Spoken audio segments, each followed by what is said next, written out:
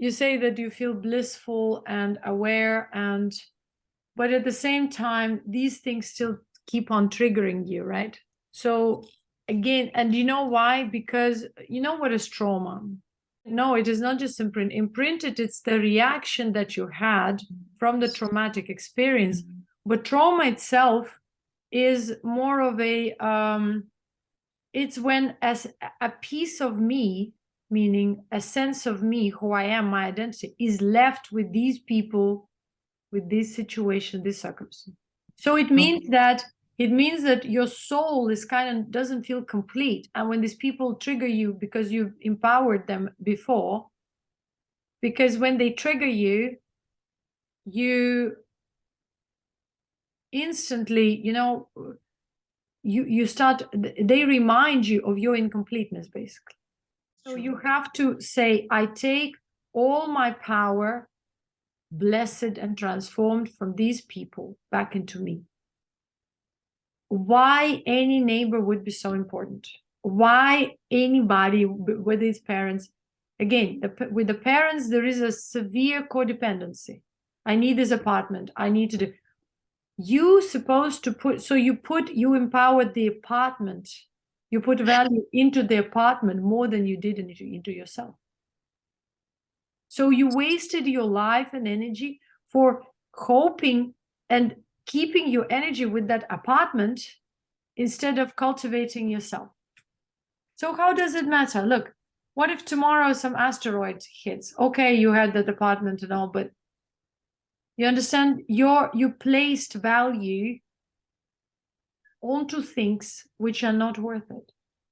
Because it's like, if you put on a scale an immortal being, which is eternal, inexhaustible energy, bliss, contentment, life, and a piece of concrete, which is an apartment, which can be destroyed, that can be, I don't know, changed into some other matter. You connected your sense of self to this. And this started being alive for you, more alive than the real living essence. But the more you say, I want to be fully awakened, what is fully awakened? It means you become more and more aware, so you observe when these triggers invoke these reactions.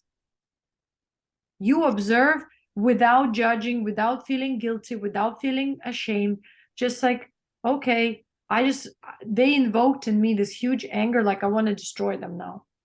But okay, immediately awareness. Okay, I will destroy them. So what is going to change? Then I will feel pity, then I will feel bad. Remember that we cannot change other people, but we can change our reaction to these people, to these situations. So it's very important to remember this and to understand, because if you don't, then you are continuously dispersed. Again, when you go to parents, you say, I forget my center, because you and your parents kind of on a spiritual level, on a subtle level, are connected, like they are your archetypes. It's when you're next to them, you forget completely about your awareness, about anything.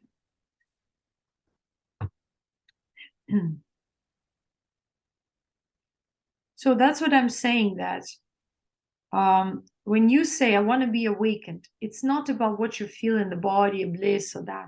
It's about how you are integrated and rooted and natural within yourself. It doesn't matter for me. I have integrated, whether people like me, dislike me, agree, disagree, I'm not doing it for them. I'm just expressing my being, period. Do you understand? Do you see the difference between doing things for others, like, and then expecting and then getting disappointed or getting, I don't know, judged, and then just doing selflessly, just, okay, it's there. It's like, it's like when you make these pictures, photos, at that moment, you're not thinking, oh, it's going to be on National Geographics, right? Do you see the selflessness in that act? You are just mesmerized by the beauty. it invokes creativity. Wow, I can take a picture, because I do the same. I do take pictures sometimes. And at that moment, you just want to capture that beautiful moment. You see, there is distrust. In this world, we need one person to trust. If it's not a person, it has to be higher power we trust in, that whatever unfolds in our, or whatever is unfolding in our life, we can be isolated. And it doesn't matter whether we are healthy, unhealthy, beautiful, not beautiful. If inside of us we are whatever we are, we can't have anything else.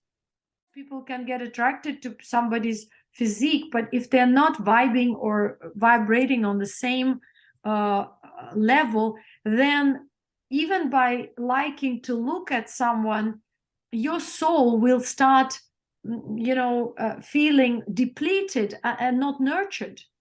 And it starts feeling like it lacks that connection, like-mindedness. I realize that there's nothing more important in this human prison than like-mindedness, which means soul connection. Because when you have a soul connection with someone, you don't care where you are, in which circumstances you live, what is happening, your soul gets nourished. But when you do not have these connections, you always seek in all the wrong places for some kind of a fulfillment, whether through material achievements or some career achievements or anything like that. Because after all, you cannot realize that all you're looking for is that like-mindedness, is that depth within and without, is that connection within and without establishing deep connection within and the realization within. You cannot feel content outside of self, right? But in a way, when you find this connection with your soul, you want to find the same connection outside of self with other people as well, because we are humans, we're social beings, and we are looking for soul connection. We can empower whatever materialistic things, matter, this and that. After all, our soul will always long for that like-mindedness. That's why everyone dreams of true love, because so far it's just a dream, because people are neither connected within or rooted within themselves and with that high frequency, but they somehow perceive it in glimpses, and so they're looking for it. And so when they're looking for it, they also have a challenge, because then the physical appearance or conditions of the physical reality sometimes confuse them, and they always face these choices, the matter or the connection, or the conditionings. But if they were true to themselves, they would always value like-mindedness and soul connection, because after all, at the end of the day, in the end of life, you remember nothing, you need nothing else but that connection, the connection to ourselves, and also, idealistically speaking, or ideally speaking, the connection to like-minded beings. We all look for like-minded beings. That's why people go into congregations, into cults, because at that point they all of a sudden found that they are understood, that they are accepted, that they are wanted, that they are also important. But again, they come from the trauma standpoint. But after all, whether trauma or no trauma, that vibration of love is within each and every person. It can be found. If we dive into that frequency, recognize it, then we start looking and kind of for like-mindedness, and start prioritizing deeper things than just the material things or just superficial connections, because we understand the needs of our soul.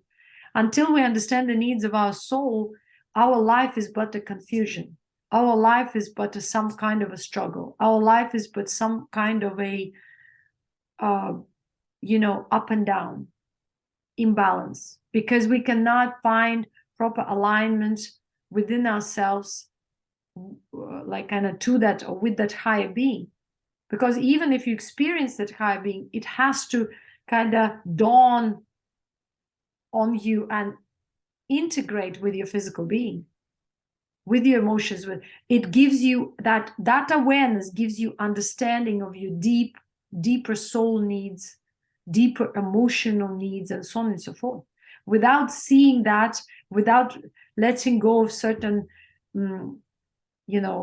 distortions and inclinations, we can never fully align, because some things are there, but we need to still experience them, and we need to still live them, like emotional inclinations or some kind of distortions. So when we gain that higher awareness, awakened awareness, it takes a long time to integrate it with the body, because we need to understand that we are also dealing with individuality, with peculiar inclinations, particular distortions, certain ideas of life. And before we really kind of accept it and integrate it and dissolve it to the point where we are more and more in balance, we are still in this sort of mode of confusion, going into extremities, and just, we have a risk to confuse ourselves, to get lost in life through, again, prioritizing wrong things. Wrong meaning, wrong is not that they are really wrong from a moral standpoint. Wrong because they are draining, because they take our life essence, they take our consciousness outwards. It's a kind of a false value or false system of values, where we apply pressure, put our energy into the kind of outside of self, first of all, but onto things that do not give us true fulfillment. That's where the suffering comes from. The suffering comes from the soul. Yes, at first it feels maybe on the emotional level, on the physical, this and that, but after all, true suffering is the suffering of the soul, when the soul is in misalignment, when the soul is not acknowledged and its needs are not met.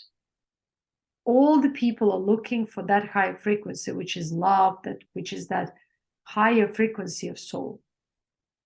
But they translate it into their mundane reality, like desires and ambitions and proving themselves. But after all, if you really, really go deep, each and every person looks for love, looks for acceptance, looks for understanding, looks for really that unconditional acceptance of who they are.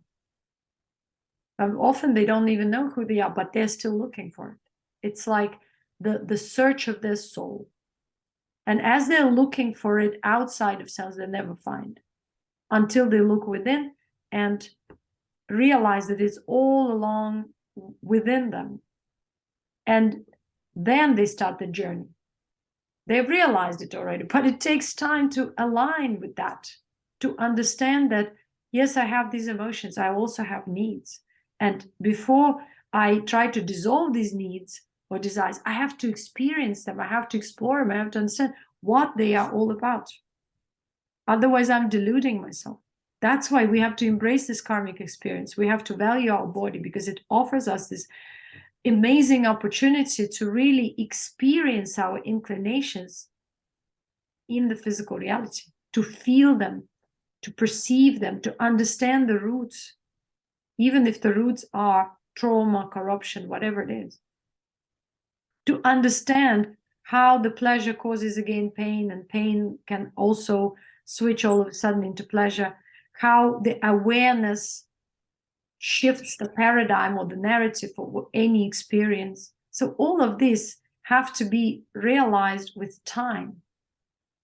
Nothing can be forced and should be forced. Right? After all, your soul wants to be accepted. Enlightenment is becoming aware. Okay, let's say you're aware of your trauma, you're aware of your inclination. What does it mean to be self-realized? You became aware, now you're aware of your trauma, you're aware of your pains, you're aware of even the reasons for that pain. But the trigger is still there. You want to be free. What you want, the essence of what you want is you want to be free. You want to feel aligned, balanced, and free. You want to be free from these reactions. But where do these reactions come from? They come from within. They're on the, you feel them through your physical body. They arise like waves. So when they arise, allow them to arise, but don't act upon them. Let them go by verbalizing. I feel, for example, irritated. So can we talk later? If someone triggers. And then you can say, I feel like you trigger me right now. So I don't want to go into any drama. Like, let's just talk later. So you see, this is a constructive way of expressing sort of frustration and anger. But can you blame the trigger? No. It is internal, but let's just unravel it. What is it? Why are you angry at them? Because they do not do or live according to your standards and understanding of life and your criteria. So it means it's connected to you because you have a certain standard, you have certain expectations, you have certain, so after all, you are controlling in that communication. Because if you were unconditional on that wave of unconditional love, you would allow them to express themselves in whichever way without judgment. So there is the judge. Because when a dog is barking, it can be irritating, but you understand the dog is a dog and this is what they do. So if we accept dogs and cats and animals' unconditioned nature, you cannot blame the tree for swaying and maybe creating a shadow over your house or something like that. It is its nature. It's because of the wind or because of whatever. But what can you do? You can just go and chop down the tree. But you cannot fundamentally change the fact that if there is a tree there, it's going to be swaying and maybe creating a shadow sometimes. So the same applies to our existence. The problem is we learned so well to hold on to a certain narrative or a paradigm of reality, and because it gives us a sense of false security, and when someone else comes and challenges it, we hold dearly to it. We cannot let go. We need to be in control. It's a false safety. It's a safety that is a traumatic response to reality. But the refined response when you're free from trauma is you just allow things to happen. You observe like a child. This person is smiling, they're smiling. They're barking, they're barking. They're saying, they're saying. They're doing this and they're doing that, because you don't yet have, as a child, any built constructs in your brain or through your logical mind that things have to go this way or that way. It is not about the full self-realization. What is full? Who says that this is full and this is not full? It means, again, you try to box the process of evolution into someone's narrative of self-realization. Who even created such words? Somebody wrote some books, created, invented some words, and we are holding dearly self-realization. These people, even who invented these words, probably didn't know what they meant. Because, or what they meant, we do not understand because we don't receive the transmission, we look at the word. Self-realization means I am deeply or deeper and deeper getting into what I am unconditionally, as well as what I am conditionally. And when I know what I am conditionally, I can start clearly seeing that and holding on to the unconditional so that I can dissolve the conditional and liberate myself from whatever conditionings. Is it a self-realization? Well, some sort, but it's not the final goal. It's actually just the beginning, because I just stepped into that higher awareness where I could perceive myself on a multidimensional level and realize that I'm not just the body, I'm also emotions and all the other things. And these emotions and thoughts trigger my responses in the body, invoke feelings. Through feelings, I connect to the external reality. So now I have to unravel this mechanism of existence in the physical body, which is called karmic, because karma is the vessel of limited consciousness. And so I will simply dissolve karma after I literally dissolve limitations within my consciousness. And after I dissolve the limitations, it's not anymore self-realization. It's more like the process of dissolution and liberation, liberation of oneself from the this particular dimension, which we call now the karmic dimension, or the dimension of this physical frequency. This is not a state, because even if you dissolve this paradigm within yourself and continue through your subtle or light being on other subtle realms, you still, you know, for the subtle realm is another, maybe a little bit wider, maybe a little bit more expanded paradigm of existence, but still, it's still another frequency, another realm of, or another subtlety of consciousness, of creation.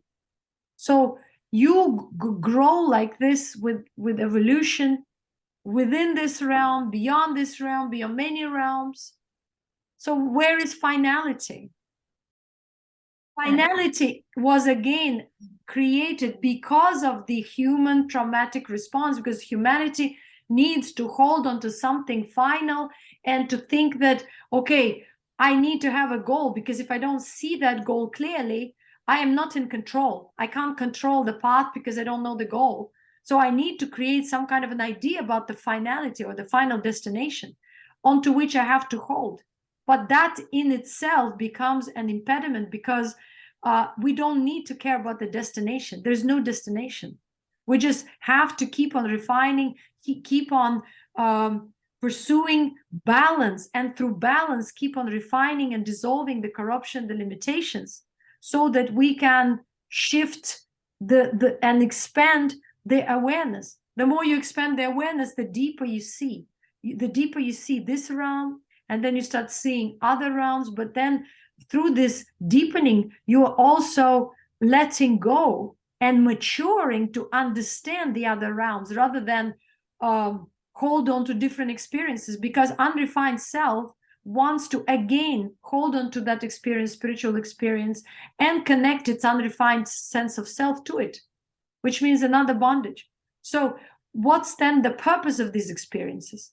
You have a drug-induced experience or whatever spiritual experience, you peep into the reality that you are not ready for. Now that reality observes you, you observe, so you start creating these openings into the subtle dimension through which other forms of energy travel, which you can't handle because you, and then your trauma is stirred even more. Then you start going insane, psychotic, this and that. It's because we want things prematurely, because we constantly want to be in control, and yet we want to break through, which is insanity in itself, because it's a conflict. It's a paradox. I want to break through, yet I want to know, how am I going to break through? I want to reach, I don't know, something unimaginable, yet I still want to keep that idea, or I want to imagine it somehow, at least. I want to hold on to this. I want to liberate myself, but still I'm dearly holding on to these aspects of reality, fooling myself, deluding myself into thinking that I'm progressing and evolving, but still empowering things which are of a very, very transitory, petty nature. Do you see the conflict? If you don't want to hold on to anything, you should stop empowering everything else outside of self. And I'm not saying to become egotistical, no, because that's another traumatic response. There is a difference, right? It means to be honest to yourself, humble, selfless within yourself, meaning selfless, meaning your focus is within, but on a higher frequency, which allows you to notice all the negative thoughts, all the negative emotions that you have so far identified as not yours, as maybe other people's shadows, as the trauma. And trauma means it's the connection to other people, to circumstances outside of yourself, which where your power stays, or a piece of your being is still there. The through the memory, through some connection, the piece of your consciousness is there. Now you have to bring your focus back to unbind yourself from these aspects of reality, from the past situations, and realize that they are not important. When you realize they're unimportant, you instantly feel content, because you withdraw your focus. They're no longer important. When they're not important, there are no thoughts. They just don't come into your mind because you are unbound. They are liberated state. There are no thoughts. And even if you speak, you don't speak, you don't premeditate what you say, or, oh, I have to say this because other people have to think of me this and that. No, it's a pure expression. That's why it becomes a pure transmission. The more authentic you are, it means the more direct you are, the more aligned you are, the more straightforward you are. That's called truth. What does it mean fully realized? Who is fully realized? Again, you are kind of trying to limit this process of evolution. Okay, fully realized, not fully. Who knows what is the depth of all of that? What is the depth of infinity? What is the depth of eternity? Who measured that? Eternity means unlimited, limitless. Eternity, infinity, immortality. It's like, you know, there is a certain level where it can be recognized on the physical body, because once you refine consciousness, the physical body starts also refining. But then at some point, the physical body will need to be abandoned sooner or later. And it doesn't matter after 100 years, 200, 500,000, 100,000, millions of years, still. And most of the liberated beings can still keep the body, but be also free from that body, meaning exist also in subtle realms through their subtle being. So where is the finality of the self-realization? So when you say, I don't know, this is the moment of surrender, because we still don't know. The highest of the highest on this planet still did know.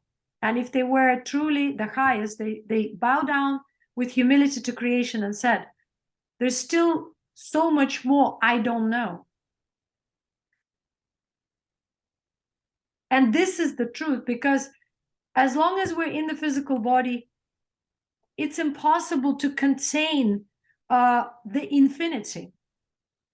It's impossible to contain, because even when we speak in terms of immortality, we speak in terms of longevity. You can prolong your life.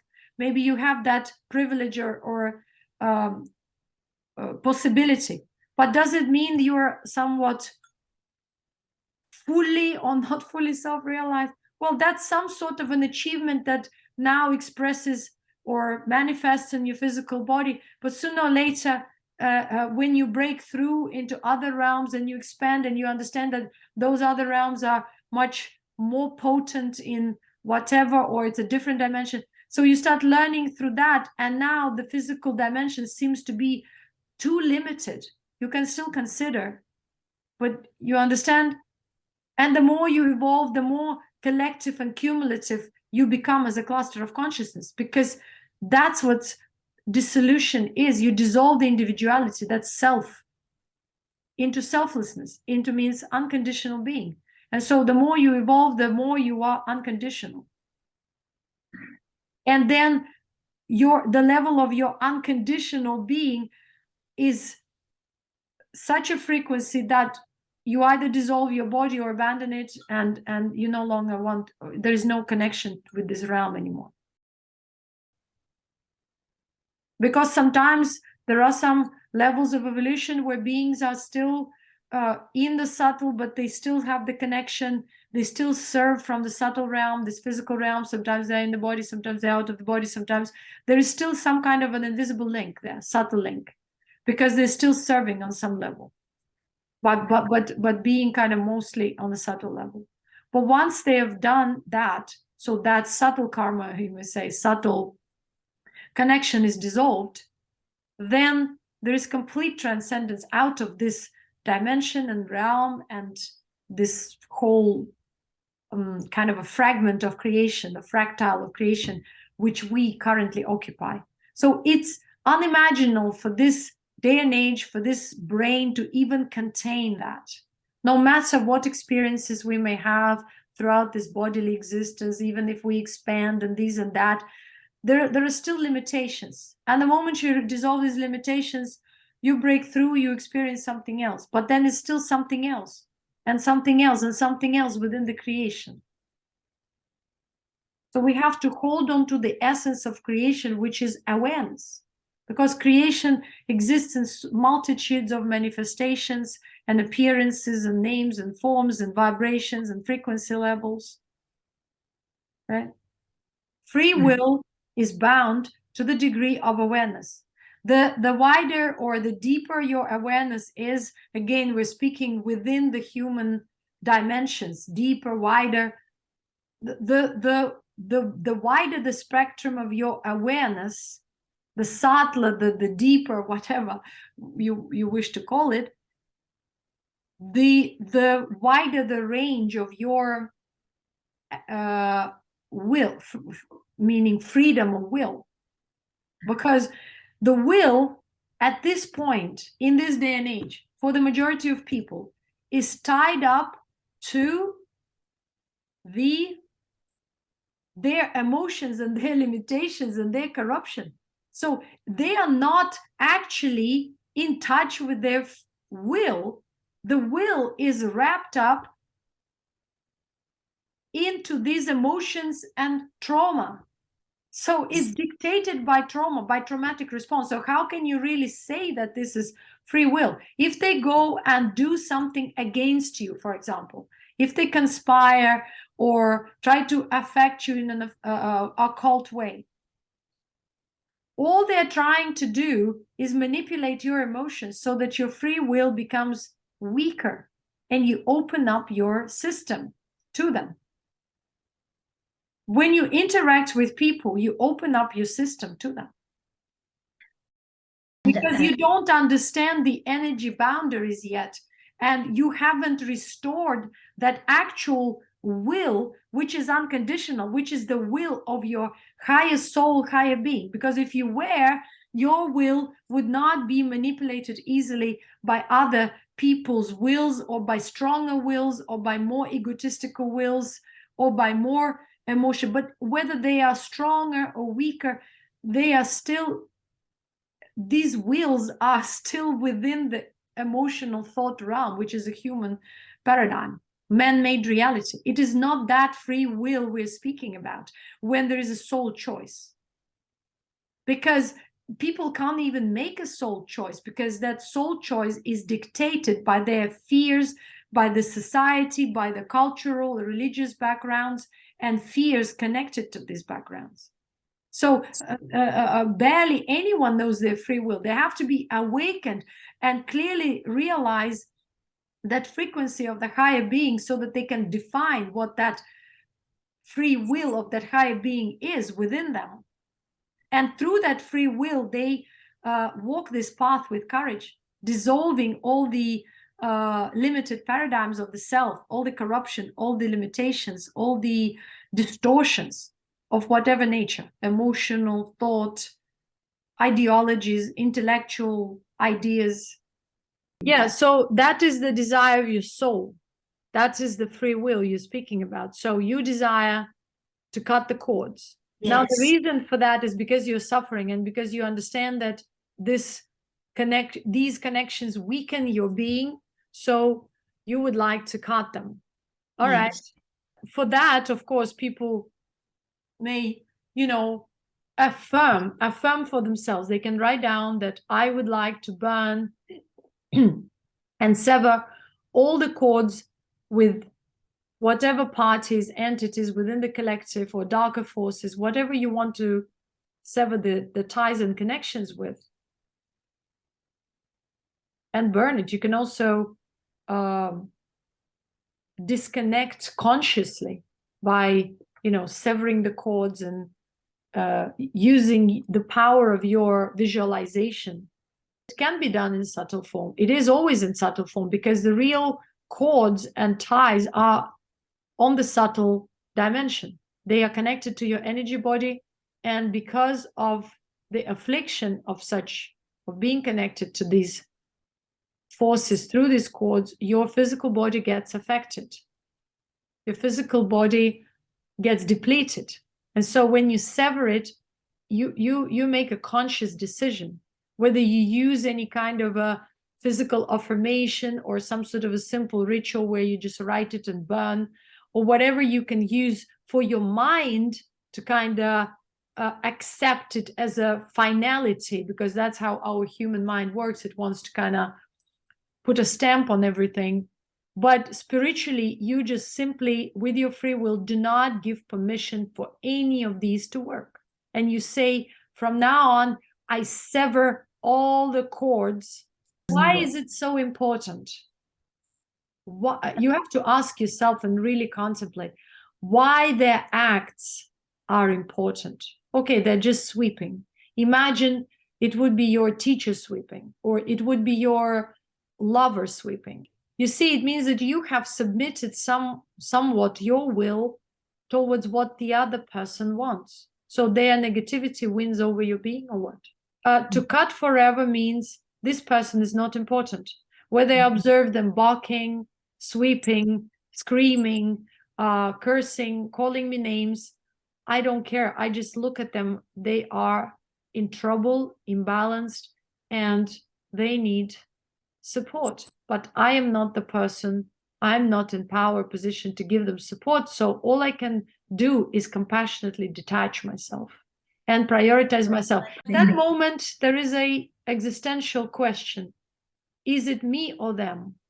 Because everything in this realm is about energy.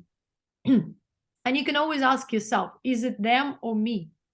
Like, would I rather give them my energy because it's my normal state, my traumatic response, or would I now change the pattern? And even though I want to yell back, I would refocus within and say, I am more important. It all comes down to love, self-love, self-respect, understanding of the priority. I am my higher being, my health, my physical vehicle is important for my evolution. So why would I disturb my nervous system, my physical vehicle, and partake or support any drama in my life? Am I more important than them, or they are, with their drama and negativity and toxicity, are more important? Again, I cannot answer this question. I can only answer this question for myself. I cannot answer this question for you. I can tell you, I can raise your awareness, the decision, and again, coming back to your free will question, again, the decision, the sole choice is yours.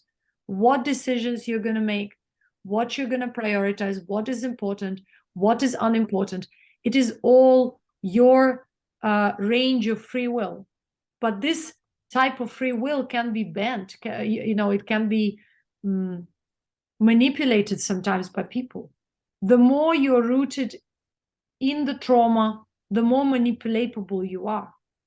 The more aware you become, the higher you are vibrating, or the more you're tuned to the higher frequency, the more you see the delusion, the illusion, the transitory nature of everything, the fluctuations of this reality. And the less you give it importance, the less you empower, because you understand the power, the energy, life, eternity are within on that subtle level. And you are to remember that, and with awareness to bring yourself constantly back to that, as long as it's not your natural being. Once it becomes your natural being, you clearly see, you gain that clarity. That is your self-realization, and not only self-realization, but the realization of the dimension you're in, of this realm, of this existence. So you understand the drill, you understand the laws of this reality. You don't anymore romanticize it, you don't anymore project anything, and you don't anymore think of this as, oh, it's such a beautiful thing. It is what it is. You become very, very down to earth and realistic. That's the achievement. The achievement is the alignment of that higher awareness with the mundane reality, where the mundane has no power over you, but you can still live in the mundane with that high awareness. It is not the state, it is the process. It is the process of the recognition of trauma, differentiation, discernment of trauma from the higher awareness. When you go into absorption, when you come out, absorption is a tool for refinement. And it is not an achievement, because that is a natural being. But at this point, it's in glimpses. But it allows you to clearly distinguish the imbalanced state from the state of contentment, equanimity, or balance, or whatever you call it. So meditation is nothing but the state of balance. So through the state of balance, or your, in other words, your natural being, you observe all that which is swirling your consciousness, causing imbalance, pushing you to react, all these waves of the unrefined limited self. You can observe. And why this is the process is because that it takes time, because on and on you may be challenged, situations may reoccur, reemerge in your life until enough is enough, until you mature spiritually. Maturity, spiritual especially maturity, is not defined by the age, is defined by the maturity of soul. And the maturity of soul is defined by the level of priority and the depth or the range of awareness of that being who carries that awareness within the physical body. The physical body is like your car. You can have Lamborghini, you can have Toyota, you can have, I don't know, BMW. It's still a vehicle after all, right? Depending on the way you maintain it, what you do, will define the quality of your life. But again, the awareness is the one that drives it. If you're limited, if you're emotionally possessed, you may as well, crash that vehicle, right? You may do stupid things. You may jump off the cliff and end your life. And do you think you end your life? Because your life is that awareness which is still wrapped in the limitation. So you maybe exit the body, but you continue living that agony on a subtle level. And it's much more painful. So, and because you haven't used this life as an opportunity to refine yourself, you just roam around like a hungry ghost. So people do not understand that our body is important because it's a reflection of our being, of our evolution, and it allows us to navigate through this realm and grow through this realm. Understand that whatever we feel, whatever we experience, allows us to have a more objective understanding of our personal and collective corruption. And that's how we start evolving, because we start becoming more and more focused and integrated. And so we dissolve these unhealthy ties with the projected reality. We dissolve these attachments which are based on trauma. Okay, there's misunderstanding with cutting cords. There are certain contracts and karmic contracts and soul ties where even if you try to cut the cord, there will be still some subtle connection there. When we refine, we at first refine ourselves kind of on the level of what is present within our reality. Maybe you've refined yourself to the point where you're no longer triggered by neighbors or by co-workers or lovers or whoever else. But when you deal with parents, because they are archetypes within your consciousness, which allowed you to even connect to these kind of parents. So when you come to that level, it's kind of hard to dissolve, because you need to make more effort. You need to start you need to realize that a lot of information that you carry within your being is, or especially of an emotional, on an emotional level, is you may say, the residue of your ancestors and bloodline, and it's a genetical residue. It means that you come to the point of refinement where you see that a lot of your emotions are actually your mother's emotions. Your mother's emotions are your grandmother's or the grandfather's emotions, and so on and so forth.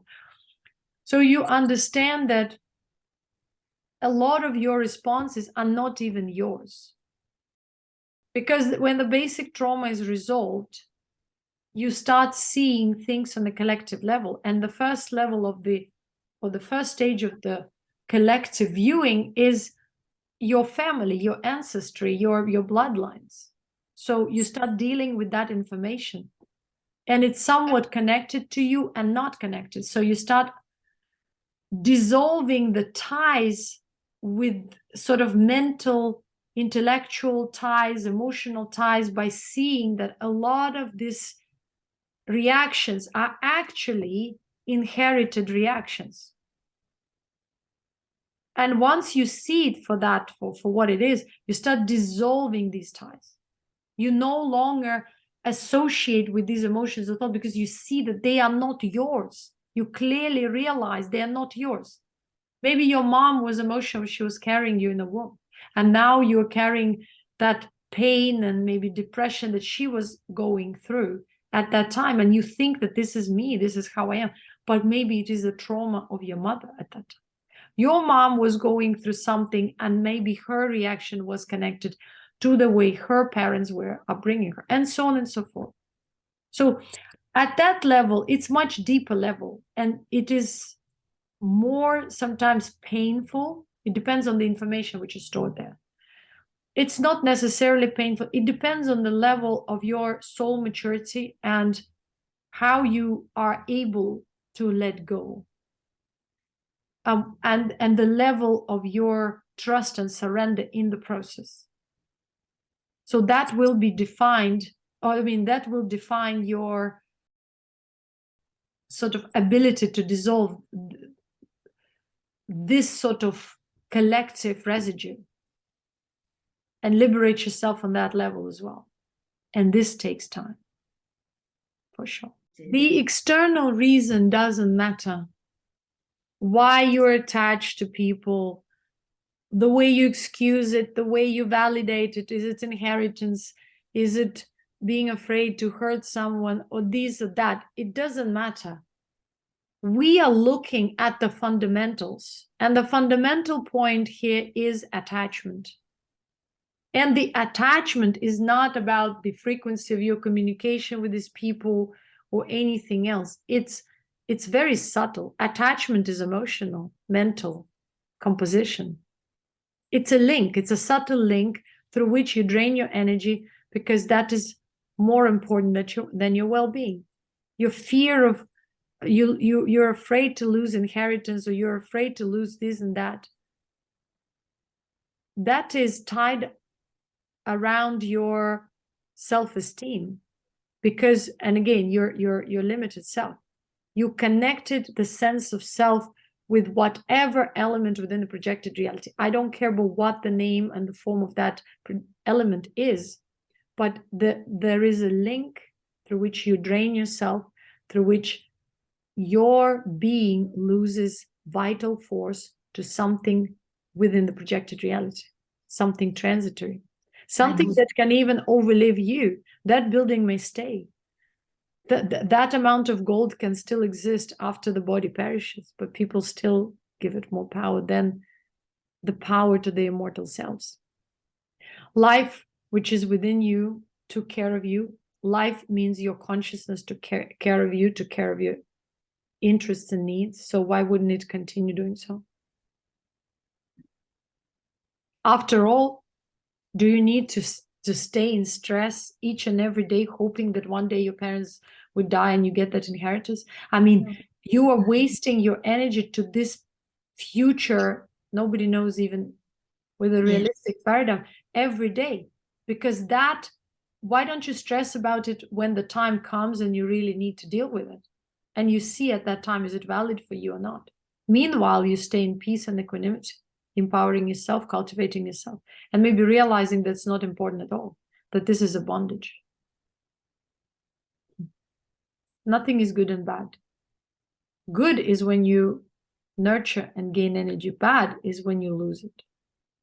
So our human notions of good and bad cannot match the reality of existence, where the loss of energy into the projection, or more and more creation and projection, causes dispersion and impotency, energetic impotency. And more cultivation and unification restores the connection with the inexhaustible source, which is awareness. You have to have that level of awareness to notice it. Everything in this world, every element depends on, like every element's survival depends on the energy from another element. And that energy comes from consciousness. Wherever consciousness goes, there goes your energy. So your survival and the survival of this matrix or whatever projection depends on each and every consciousness of us, consciousnesses of ours, incarnated consciousnesses, because they possess that connection with the energy, but again, with the inexhaustible energy, I mean, the energy source, but still it is to a limited degree, to the degree of that awareness. And what is the average human awareness? It can sustain life only for 50 maximum 120 years, which is a joke on a evolutionary level. But this is the reality, and we accepted it for reality and normality because we don't know otherwise. And because we just continue roaming in this paradigm blindly, not understanding that this all exists because of our awareness, right? Because of that conscious power that we give it with our focus, with our sense of priority. When you want something, you say, I want to evolve, I want to break through. Don't hold on to this. Don't imagine how it has to happen. Because again, you come from trauma. You want to control the way it has to happen. Because if it happens the way you don't expect, it will scare you. It will frighten you. So that's why you're dearly holding on to some kind of imaginary ideas of awakening, self-realization, enlightenment, without understanding that, without having embraced and understood deeply your trauma, your traumatic response, your codependency and projected reality, all these unhealthy ties, we cannot move further. And moving further is nothing but deepening of awareness and observing everything from that higher standpoint, which allows you to dissolve subtler and subtler ties and liberate yourself so that you can just continue your evolution further on a proper foundation, the foundation of bliss, blissful being, which does not depend on the projected reality, its notions, its narratives, its paradigms, its ideologies, its belief systems, and its criteria or set limitations. So you can also gain health, balance, and longevity to continue your evolution in one lifetime. That's the purpose. But no one can guarantee, because your consciousness has to learn to cultivate itself instead of draining itself and wasting its energy to all the unnecessary things. That's why sages and rishis and all these highly evolved beings of the ancient times call this reality as an illusion, as another dream, because it's like you're lost in a dream. If you do not recognize it for a dream, you're forever lost. So you have to recognize it for being a dream, because then you can actually start the process of the dissolution of this dream. So, yeah. And try to be more focused on your lower abdominal area, on your legs, feet. Feel more grounded.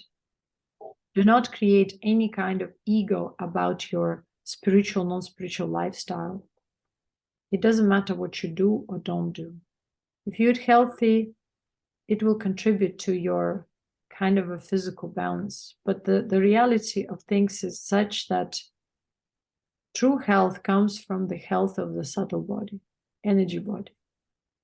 Because even if you don't have physical symptoms, the process of decaying is the disease, because cells are still dying and the body is decaying because the consciousness is not fully awakened or reconnected or connected with the source of inexhaustible energy, which is higher awareness. And so even though you think you live healthily and all, but the body is still processing toxins, maybe is still imbalanced on the elemental level because there can be lack of certain elements, and maybe because you stress too much, your power of absorption of these elements and nutrients is lower, so you cannot support your life in that way on a cellular level. And so decaying and aging is the disease. Even if physically but people don't understand it, they fool themselves into this silly acceptance of the fact of decaying and aging as the normality. The disease that we are speaking of, like cancer and all this is already the stage of rotting alive. This is already being overpowered by the tremendous loss of energy because of whatever reasons external. But when we are still healthy according to our medical scientific parameters, in reality, if the process of aging is taking place on whatever level, on a cellular level, even if it's slow, but it's still happening, there is still imbalance and some loss of energy and disease. Still. I mean, some loss of energy can always be replenished through absorption, through, because, but if we speak in terms of the majority of people, the loss is more than the ability to restore this loss, the energy loss. So you can exercise, train, but all of this just is a superficial level, because the cellular level, the aging on the cellular level is that disease, energetic disease. So when the energy body is depleted, imbalanced, diseased, it translates into the depletion on the cellular level and eventually physical level. But the majority of people are not even on that level, because that would mean our human health. They are on the level of rotting alive already from the age of 12 or even sometimes early, because of the current lifestyle and the quality of food and water and soil and everything. So what can I say? It is what it is, but we have to have realistic perspective so that we stop wasting our energy onto romantic ideas of life, existence, good and bad, because none of this is valid for the high existence. And we have been living in this limited, corrupt understanding, or through these forms of understanding, for thousands of years, unfortunately. Although what is there unfortunate when it's just but the result of the down cycle? It is what it is, after all, right? So I hope this transmission today helps you to somewhat refocus. And when you observe these waves, yes, you may feel negative feelings in your solar plexus, some reactions, some desire to strike. Observe. By observing it, you don't need to act upon them. When you act, it's called insanity. When you can observe and say, you can express it verbally, you can verbalize it in a constructive way. But verbalizing still means some sort of an expression where it doesn't stay as a shadow, as a residue, which is lingering energetically there as an unexpressed form of energy.